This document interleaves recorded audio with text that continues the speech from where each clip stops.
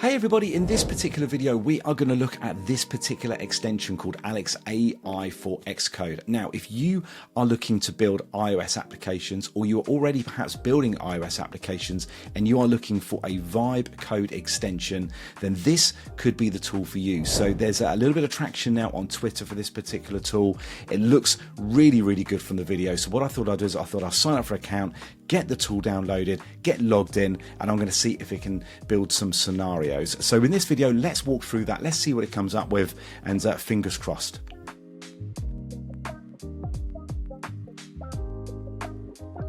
Okay, just a couple of things before we get started if you are a new builder. Now, of course, what I've got is I've got Xcode installed on my Mac.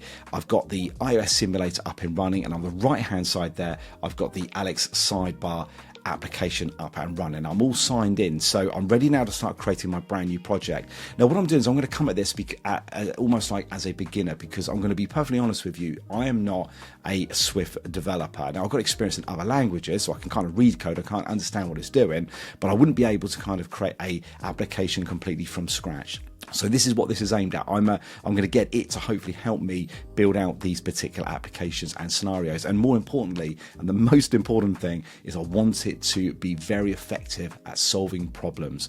So without further ado, let's create a brand new project and let's get cracking. Okay, so for this first project then, I'm going to give Alex something to think about right off the bat. I'm going to create a project that allows me to authenticate with inside my Superbase database. I'm going to kind of get it to create a login screen for me, and then I'm going to then kind of hopefully have an authenticated route that will then take me into kind of a dashboard screen, which I can then start iterating and then building upon once I've kind of got all of that stuff in place. So let's create the project. Let's go to create new project here. The good thing about this, of course, is with Alex is that you can kind of build out kind of a number of different types of applications. You can build like a Mac application, or here I'm just going to kind of build an iOS here. Let's just hit next here, and let's give my app a name. So I'm just going to call this I don't know, Superbase or I'll call it Superbase app. There we go. So I'm obviously going to do a little bit more to it. I'm going to keep all of these default here. Let's hit next. Let's hit create here. Let's create that in the default folder there, and away it goes. So we're going to leave it to kind of initialize. Let's move the iOS simulator out of the way for now. We don't really need that. Let's move this about. Oh look, looks like the sidebar is kind of moving and resizing to my screen. That's pretty smart. Okay, let's turn that off. I'm not sure I need that at the moment. Okay, so it looks like the Alex sidebar is all loaded up, is ready for me to now prompt here. Now, just one point of note here is that this is clearly a brand new project. So Alex at this moment in time doesn't know anything about this particular project. But for example, if you are building a project in a no-code builder somewhere else, and it kind of generates you kind of all of the Xcode project, then there's nothing stopping you from loading that particular project up in Xcode and then continuing to then build on the product or on your application using Alex itself. One point of note though is that when you of course load that project for the first time, Alex probably doesn't really know anything about it. So when I was kind of looking around at certain videos, it was kind of indicating that what you need to do is kind of just prompt Alex there, just to kind of like take a look at your project, just kind of understand it, kind of index it in the background, and then you'll then be at a really good starting point. So what we're seeing on the right hand side here is a typical kind of like vibe coding kind of setup here. We've got the prompt area down in the bottom right hand corner. We've got some other options down the bottom here. Auto apply looks like as it's obviously carrying out all of the activities within inside Alex itself, it's going to auto apply those to the code here on the left hand side. I'm going to keep that switched on, see how that kind of behaves. We've got different models that we can use here as well. So I've got Claude Sonnet 4, so make sure you kind of set that up there. Well, if that's the one, of course, you want to use, I'm going to choose Claude Sonnet 4 because that's the one I'm used to using in other kind of vibe coding tools here. There's other options here that we can have a look at here. It's looking at here's a percentage here, looking like looks like it's the actual token usage of perhaps the context that I'm currently running in. So if I'm sort of keep prompting in this particular chat window, then that kind of sort of context is going to kind of increase, going to get quite it's going to just build up. So the way that I've kind of learned to use these type of tools is to kind of basic kind of almost like on implementing features. So this particular chat window I've got up at the moment will focus on a particular sort of feature, and then I'll probably then come out of that, start a new chat window, and then kind of then start again, and then start iterating on another feature. So we'll give that a whirl, but that's what I'm thinking that's the case here. I don't really need to worry too much about the others here. So what I'm going to do is I'm going to create my first prompt here. Let's get this application up and running with kind of what I need, and then we can then start iterating from that point onwards. Okay, so prompt is all typed. Introduce Superbase authentication so users can sign into my application. Once authenticated, they should be presented with a dashboard. When users return to the application and remain authenticated, they should be presented with the dashboard. So very, very simple prompt. Let's hit the enter key here. Let's let that do its thing. Now, I've not seen this, so let's see what happens here. It should be giving us some indication of exactly what it's doing as it works through each stage. Okay, looks like it's adding some packages to my project. That's pretty smart.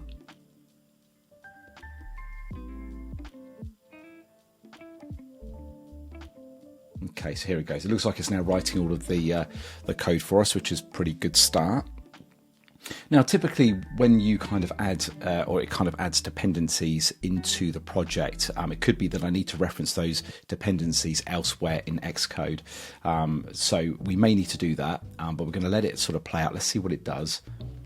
Okay, so there we go. You can see it's all kind of coming into life on the screen there. It's looking like it's hit failures. So let's see what happens here if it tries to fix those. So it's recognised that it's kind of hit a problem, and it looks like it's trying to resolve that problem itself, which is very, very good indeed. It's exactly what we want this sort of tool to do for us. And it looks like it's also doing there is it's actually kind of doing some searching in the web as well. So it's kind of going outside, and it's kind of getting a little bit more information for it to then carry on kind of doing its thing.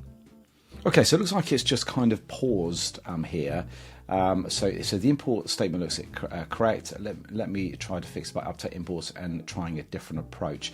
I don't really know kind of what different approach that it's gonna do here. Let's have a look, see what it's kind of built. It's kind of created some files for us, which is obviously our application, but it's looking like it's kind of come to a bit of a halt. Now I could click on this build and fix errors. I suppose I could do that. Let's see what this does here.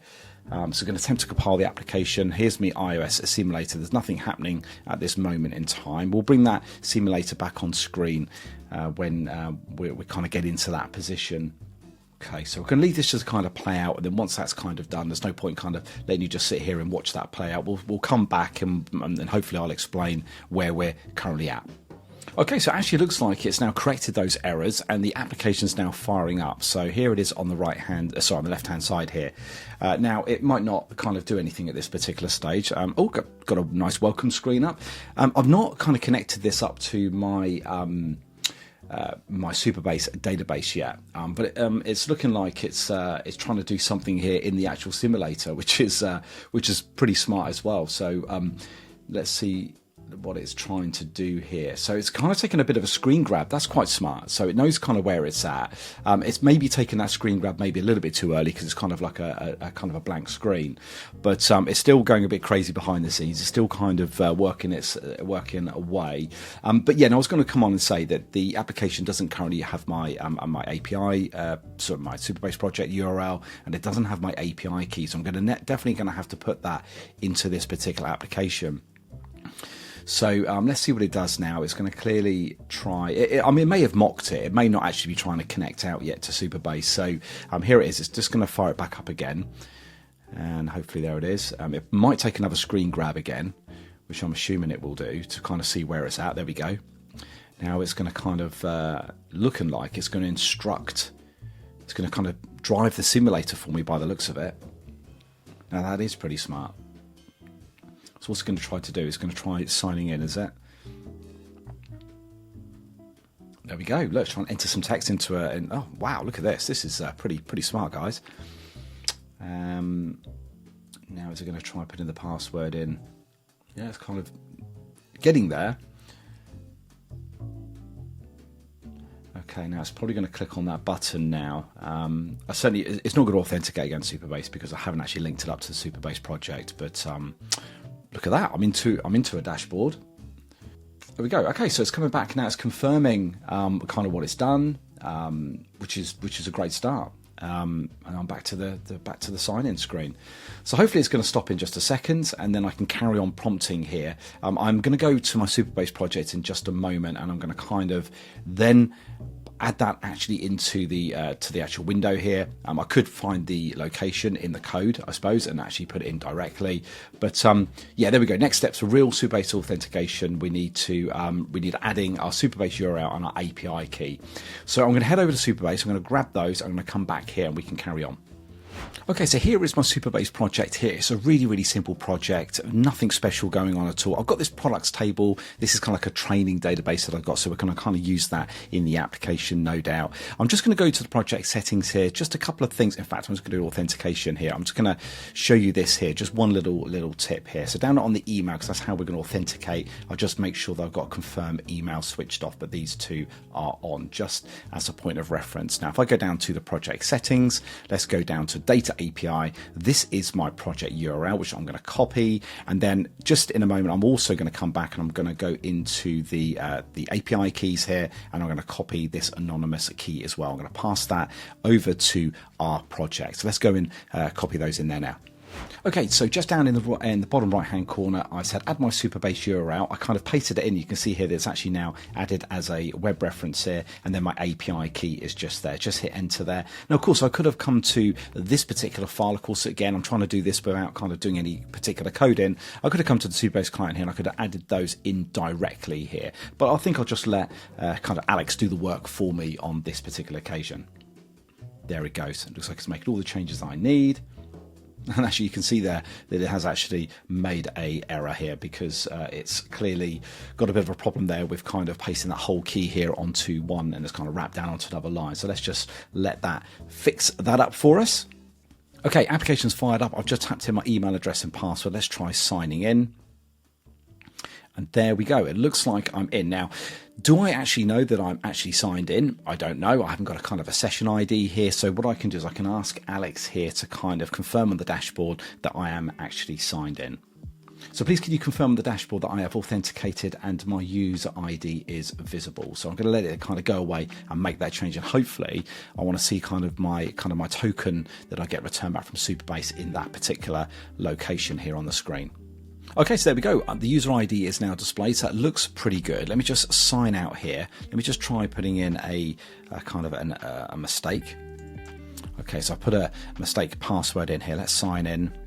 And it seems to be taking me into the application, so that's a bit odd. I'm kind of put a password in there which is wrong, but it still put me in. So let me just now prompt Alex to sort that one out. So I said I appear to be authenticating even when my password is incorrect. Please validate that authentication has been implemented correctly. Okay, so it looks like it is confirming that actually it wasn't authenticating against Supabase. It's kind of still mocking it. So hopefully it will go away and it will now kind of sort all of that stuff out for me. Then I'll get a proper user ID that kind of comes back, not something that's kind of just mocked and randomly generated. So I'm going to leave that to play out, and hopefully it will get all that solved for us. Okay, so it's still going on and it was still using mock data. I kind of stopped it and said, look, no, please, you must authenticate against a Superbase and not mock data. It's kind of realised that. So it's going to make all of these changes for me, and of course we'll test it again in just a moment. Okay, things are looking really good. It's gone through all of that. It's kind of sorted everything out for us. Let's have a look into Superbase here. And what it's done is during that little test, it created a test user. So it kind of went to the sign up page, created that user, and then of course that's now authenticated and gone into my application. So just to kind of prove that I can log in myself here, let's put my credentials in. So I've just put a mistake in on my password, hit sign in. And I'm getting an error come back, which is good. Let me just put the correct password in. And I'm authenticated and I'm into the application. Brilliant. So authentication is working pretty well. There's probably just one more little check that we need to make here. Let's just stop the application here. Let's just fire it back up and let's see if it returns us back to our dashboard. There it is. So I'm in, so I don't need to re-authenticate. So things are looking pretty good. That's a great little starting point. Let's now move into the next section and let's kind of start working on the application and kind of make it look a bit more like a proper app. Okay, so I'll just kind of resize my screen a little bit to kind of have everything all on one screen at this moment in time. Right, so we're ready now to proceed. I've got this option here called Save Checkpoint. Let's just press that here. Let's give this a name. So I'm going to put Authentication added like that. Let's hit Save. And that checkpoint is now saved. You can see here that it means I can hopefully now sort of revert back to that particular checkpoint. Just down the bottom here, you can see that my token usage here in the current context is, you can see that I'm now running at 26%. I'm kind of now ready to kind of move on to that next feature. So they've got this summarize and update memory option here. Let's give this a go. This will start a new chat with a summary of your current one and add it to the long-term memory. Hit summarize. Let's see what that does. Okay, good. So it's got a summary there. Okay, do I just hit the chat window there? I'm assuming, I don't know. It's kind of providing that for me. So I'm just going to kind of leave that to do its thing. I'm assuming that what it's doing now is it's kind of just doing that sort of summarizing kind of the application of where it's at, and I'm going to kind of leave it there. You can see that we're now kind of on a kind of a new window now, which is good because our context is small, so we can now carry on, and we can carry on iterating in this application. So let's now add this kind of new kind of singing and all dancing kind of custom nav bar. So then that allows us to kind of then branch off and kind of create other pages. So I'm going to put a prompt in here. Let's give this a go, and then we'll see what it comes up with. Okay, so my prompt is create a custom navigation bar on the dashboard, which will have three options: home, products, and settings. I would like the navigation bar to be rounded and have a semi-opaque look to make it look stylish. So let's let Alex do its thinking, let it go away, and let's see what it's going to deliver for us. Okay, build succeeded. Here we go. Our first view of the dashboard. Okay, that's not looking too bad at all, is it? That's looking pretty smart. And it's even created some pages for us as well, even though we never asked it to. So there we go. We might want to, in kind of future, kind of maybe ask Alex to just be a bit more specific. Just create the navigation bar. Don't kind of, whoa, what's going on? I've moved into a different view. Don't kind of, go off and kind of do extra stuff. Just be a little bit more specific. But look, right off the bat, from an application, that's really quite impressive in terms of the kind of the look and feel that it's kind of done for us. So that's really smart. Let's you can see here actually that I've kind of got that semi-opaque look. So so there we go. Look, Apple eat your heart out. You can kind of introduce all this liquid glass look-alike in your iOS 26. But here we can see we can kind of create our own little implementation there as well. So so that's a good start. Let's carry on prompting, and let's kind of just sort of do some extra features in this application. Okay, so I realised why my screen was kind of updating there, because Alex was trying to test the kind of the UI. It kind of made it kind of full screen. So I'm just going to put a prompt in there, say that I don't actually want Alex to do the testing for me. So hopefully it will take that as instruction, and I'll just get it to kind of just run the application, or at least refresh the application when it's made a feature change. So we'll see if it does its thing. So next up, let's I've noticed on the settings page here we've kind of got this dark mode toggle. So let's just try to implement the dark mode theme. So let's do that. Implement support for light and dark mode. So I'm going to leave that to do its thing, and then hopefully that toggle will come to life, because at the moment it doesn't do anything. And I'll see how the application then responds to the kind of the theme changes. And we might need to do a little bit more customization when it comes to the colors in various places. But yeah, we'll come back in a sec. Okay, so here it goes. It's now compiling. Is it going to kind of fire up for me? Is it going to refresh my application? Here we go. It's running the app. Hopefully it's not going to test it. We told it not to. So let's see if it does its thing. Incidentally, something to be aware of is that sometimes you might find that actually it doesn't reload the application. So just simply kind of sort of stop it and then press the run again. So it's running the app. It's saying it's waiting for the model. Is it now going to go? Okay, no, it hasn't gone away and done anything. It's just giving me a confirmation of what it's done. So let's go into the settings here.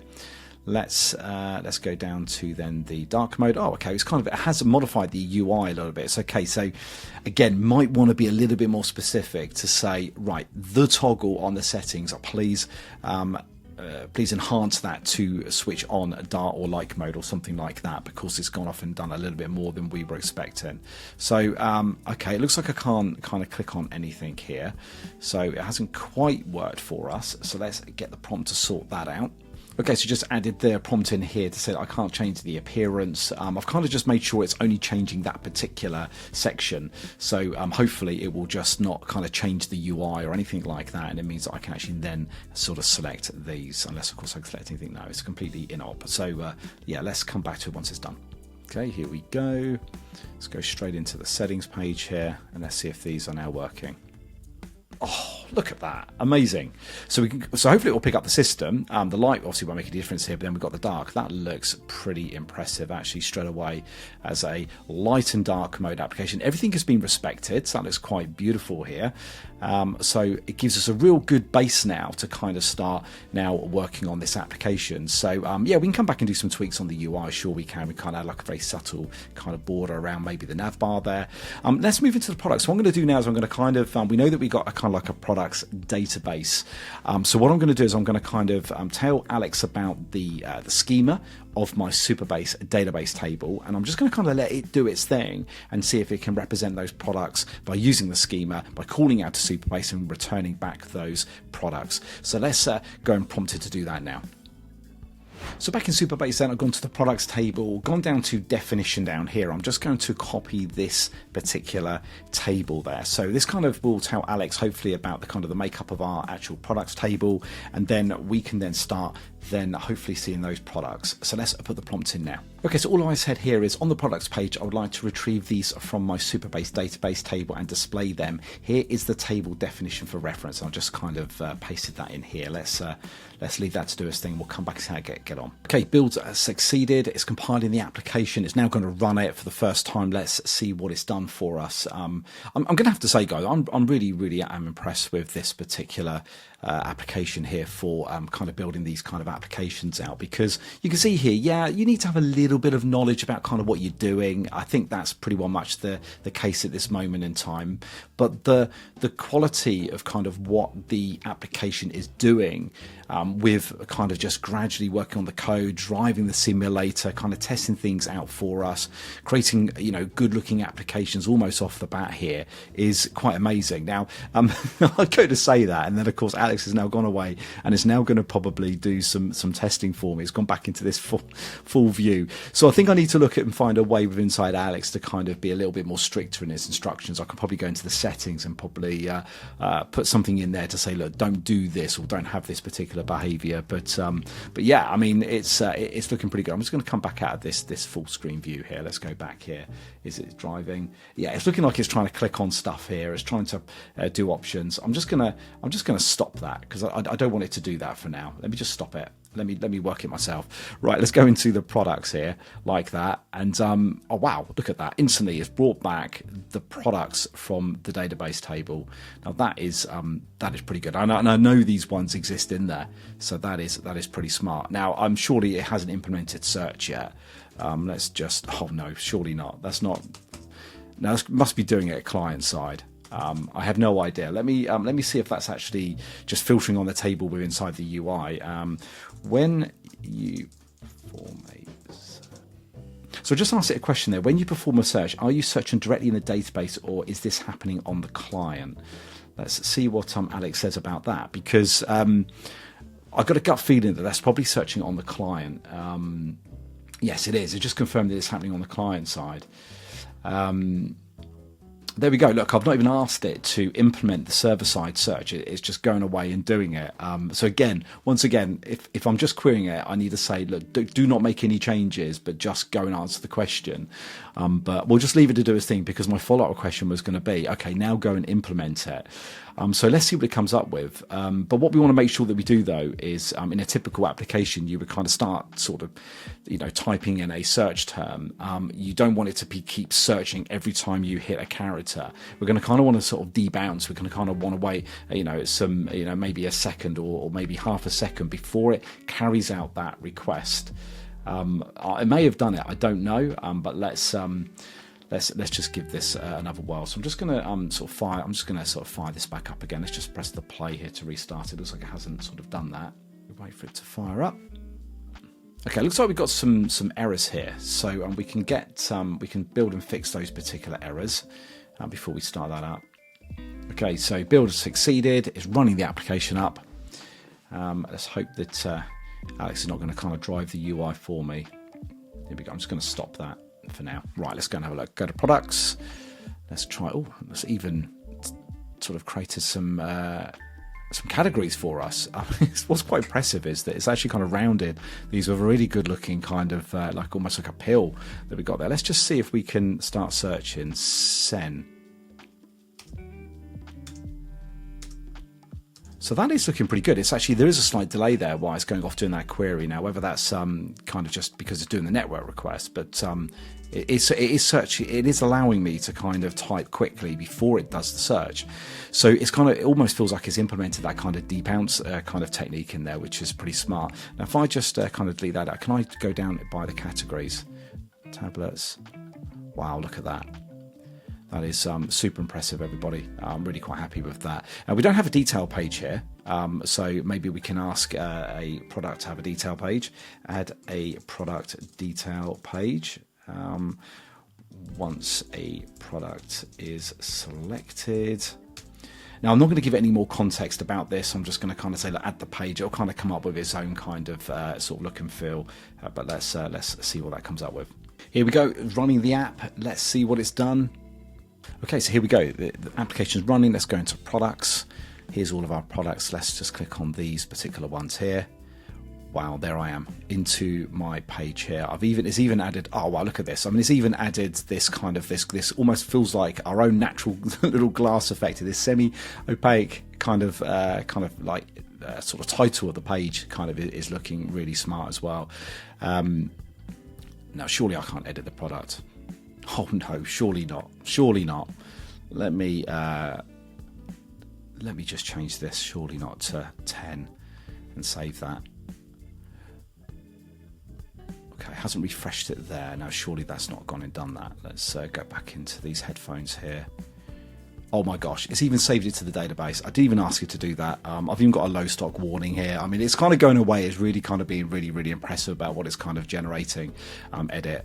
I'm back into the 10. So I was going to come on and say, right now, create me kind of like an edit product display, but it's kind of just gone away and done it for me. I mean, it's just, it is super impressive. In fact, it's even confirmed it for me. It's got create, read, update, and delete operations, which is pretty smart. So I don't want to delete my product from the database, but yeah, I mean, here it's put a kind of like a stock icon in there because I don't actually have anything for my icon. But yeah, I mean, I don't know what to say. I'm going to go away and I'm going to kind of make another little UI tweak now, and I'm going to kind of see if it can replicate this particular board around the pill around my custom nav bar, because I really do like the look of that. In fact, I don't know what it's going to look like actually. If I go back to the light mode here and go back to products, what have we got here? So yeah, it still kind of retained that little look there of the primary color. So yeah, let's quickly go and let's go and make that change now. So I said the category pills have a beautiful border. Please add the same border to the custom navigation bar. Now it will probably look a little bit hideous actually. It won't have that kind of subtle kind of look to it. But I just want to try. I just want to do a bit of UI change and just see what it comes up with. Okay, so here we go, running the app. Well, okay, it's added it. It doesn't quite look the same as the actual pills one, but it still looks pretty not too bad in its own right. It probably looks a bit more nicely subtle there. Okay, that looks a little bit more dodgy on the light there, but it was a good little test anyway. I thought it was well worth trying it. Wow, I mean, I'm super impressed with this particular product. I'm going to carry on exploring it. I'm going to do loads more video content on it because I don't think I've yet to come across something that just feels so natural.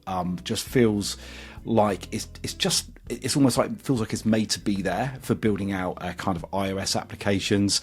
Yes, of course, there's some learnings here. You need to kind of get used to kind of maybe just focusing on the prompting a little bit more, ensuring that you're very you're very focused on making specific changes, just to kind of make sure that it doesn't go too crazy and make too many level of changes. I think also as well, perhaps the code as well. I mean, I haven't actually explored the code too much here that it's producing. There's probably a case here that we probably want to kind of instruct Alex to kind of just break things down a little bit more, I think, just to make sure that we've got, lots more sort of components to kind of promote, reusability in the product, in your project as well. So there's definitely some things that we can do along the way. But again, that's just about learning the product, about using it, kind of seeing what it produces, trial and error stuff, which is quite good. Please do head over to the website, have a look at the pricing for this particular product, because it's really, really good value in terms of what you are getting. Even the lowest tier that they've got there for, I think it's about $12, something like that at the time of recording, allows you to bring your own key along. If you're using like Anthropic and you've kind of got your own API key, then you've got to punch that into the tool and you can carry on then using it kind of away from Alex providing you kind of, a certain number of messages that you can use and all that kind of stuff. But I'm going to carry on just using the application, getting used to it. I'm going to follow up with some more videos. We're going to look at kind of maybe bringing in other projects that's built elsewhere and then using Alex to carry on iterating on those particular projects. But this is super powerful, guys. I'm really impressed with the output, and I'm really looking forward to covering more about this product as it's evolving. And just to say that the developers behind Alex are always constantly improving the application. What I can see there, and looking in the Discord and looking in their changelog, definitely making changes to the product on a regular basis. So definitely go and give it a try. It's got a trial there, I think, from what I saw on the website. So give it a go and see how you get on. So until the next video, please do subscribe to the channel if you love this kind of content, you love this kind of walkthrough stuff on these kind of tools, and I look forward to seeing you in the next one.